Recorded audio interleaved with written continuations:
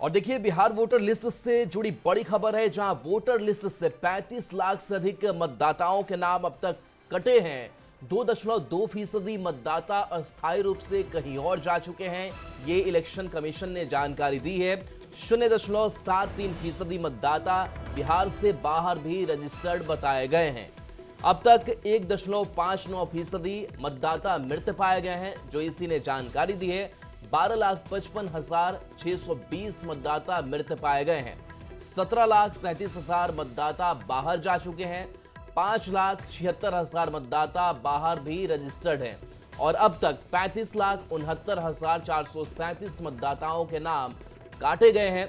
11.82% मतदाताओं को अपना नामांकन फॉर्म भरना बाकी है। तो ये पूरा जो डेटा है वो निर्वाचन आयोग की तरफ से जारी किया गया है और बताया गया है कि जो अब तक 1.59% मतदाता है वो मृत पाए गए हैं।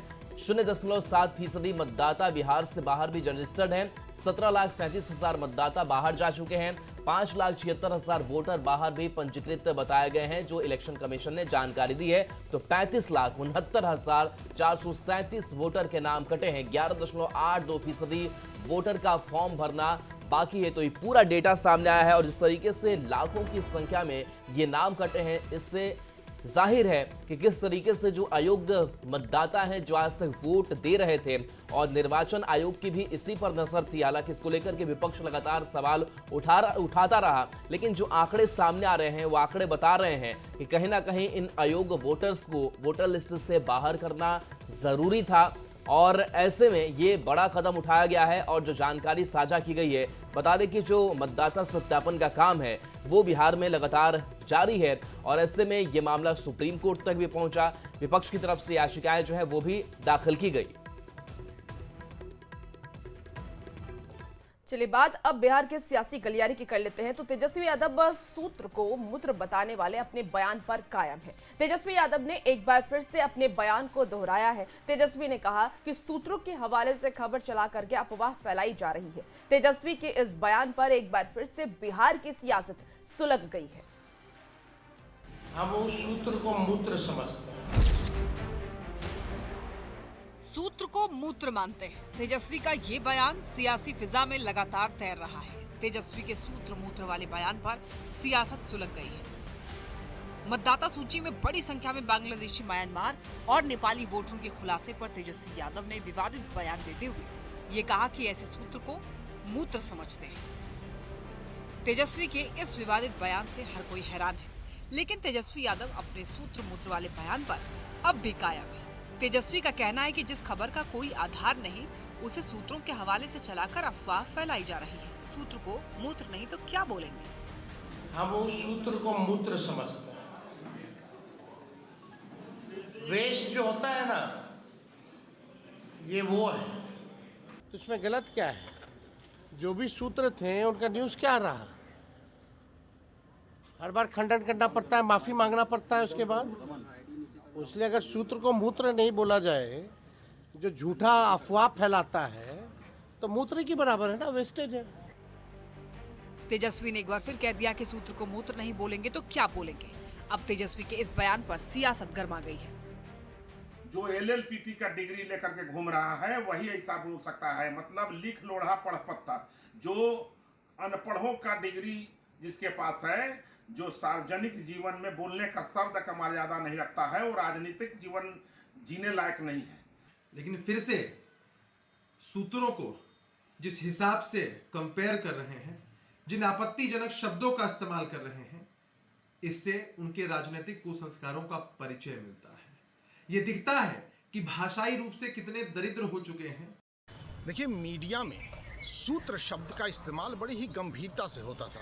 हाल के दिनों में लगातार देखा जा रहा है कि कुछ भी बोलना हो तो बस सूत्र लगा के बोल जाइए। तमाम गलत सूचनाएं सूत्र के हवाले से फैला दी जा रही हैं समाज में। जाहिर सी बात है कि सूत्र शब्द इतना संदिग्ध हो गया है कि लोगों का गुस्सा तो इस पर निकलेगा ना। तेजस्वी के सूत्र मूत्र वाले बयान को लेकर सियासत गर्मा गई है। तेजस्वी के इस बयान की हर कोई निंदा कर रहा है। तेजस्वी को भाषा की मर्यादा का ख्याल रखने की नसीहत दे रहा है, लेकिन तेजस्वी है कि मानते नहीं। वो अपने इस विवादित बयान पर अब भी कायम है। न्यूज 18 के लिए पटना से संवाददाता अमित कुमार के साथ रवि एस नारायण की रिपोर्ट। पूर्णिया सांसद पप्पू यादव ने एक बार फिर से कहा है कि महागठबंधन को राहुल गांधी के नेतृत्व में चुनाव लड़ना चाहिए और कांग्रेस नेतृत्व करे। पप्पू यादव के बयान पर वार पलटवार का दौर तेज हो गया है। तो सुझाव होगा कि महागठबंधन को किसी कीमत पर राहुल गांधी जी के नेतृत्व में चुनाव लड़ना चाहिए। दिल्ली में कांग्रेस की बैठक हुई। बैठक में पूर्णिया सांसद पप्पू यादव को भी बुलाया गया और वो बैठक में शामिल भी हुए, लेकिन बैठक के पहले दिए गए पप्पू यादव के एक बयान ने महागठबंधन में चेहरे की चिकचिक को फिर से उजागर कर दिया है। बिहार की जनता चाहती है कि महागठबंधन जीते, लेकिन कांग्रेस नेतृत्व करे। पप्पू यादव ने एक बार फिर कहा कि बिहार में महागठबंधन को राहुल गांधी के नेतृत्व में चुनाव लड़ना चाहिए और कांग्रेस को गठबंधन का नेतृत्व करना चाहिए। पप्पू यादव के बयान से तिलमिलाए आरजेडी की ओर से तुरंत पलटवार किया गया। महागठबंधन इंडिया गठबंधन में मुख्यमंत्री का चेहरा तेजस्वी यादव जी थे, हैं और रहेंगे। अब कुछ बयान बहादुर अगर कोई बयान देते हैं, गठबंधन धर्म का पालन नहीं करते हैं, तो इससे बचना चाहिए। तो एनडीए नेताओं का कहना है कि ये तो पहले से ही पता है कि महागठबंधन में कुछ भी ठीक नहीं है। बैठक में बुलाने का मतलब स्पष्ट है कि महागठबंधन के भीतर कुछ भी ठीक नहीं है। जबकि कांग्रेस प्रवक्ता पप्पू यादव के बयान को निजी राय बताकर डैमेज कंट्रोल करने में जुटे। अब देखना है कि उनकी सलाह में कितना वजन है, कांग्रेस उनका समर्थन करती है या नहीं। एक और आरजेडी के नेता तेजस्वी यादव को मुख्यमंत्री का चेहरा बताते हैं। दूसरी ओर कांग्रेस ने अब तक तेजस्वी के नाम पर सहमति नहीं जताई। और तो और कांग्रेस की बैठक में जाने से ऐन पहले पप्पू यादव ने महागठबंधन को राहुल गांधी के चेहरे पर चुनाव में उतरने और कांग्रेस की अगुवाई में चुनाव लड़ने की नसीहत दे डाली। ऐसे में सवाल है कि क्या पप्पू यादव ने कांग्रेस के केंद्रीय नेतृत्व की सहमति पर ये बात कही है। न्यूज 18 के लिए दिल्ली से अमितेश सिंह और पटना से संजय कुमार के साथ ब्यूरो रिपोर्ट।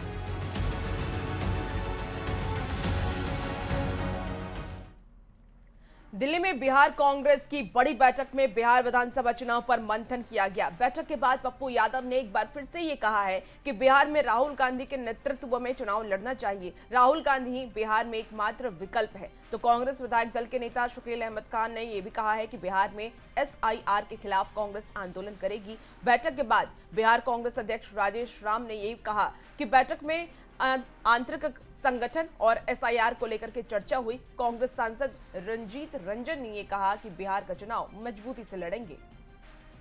बात करते हैं राजेश राम से। राजेश राम जी, आज की बैठक में क्या क्या चर्चा हुई? आज चर्चा सारे प्रश्न पर हुई। आंतरिक हमारा संगठन पर हुआ, संगठन का काम कैसा चल रहा है उस पर हुआ। बिहार में वोटबंदी लागू है, वोटबंदी लागू है।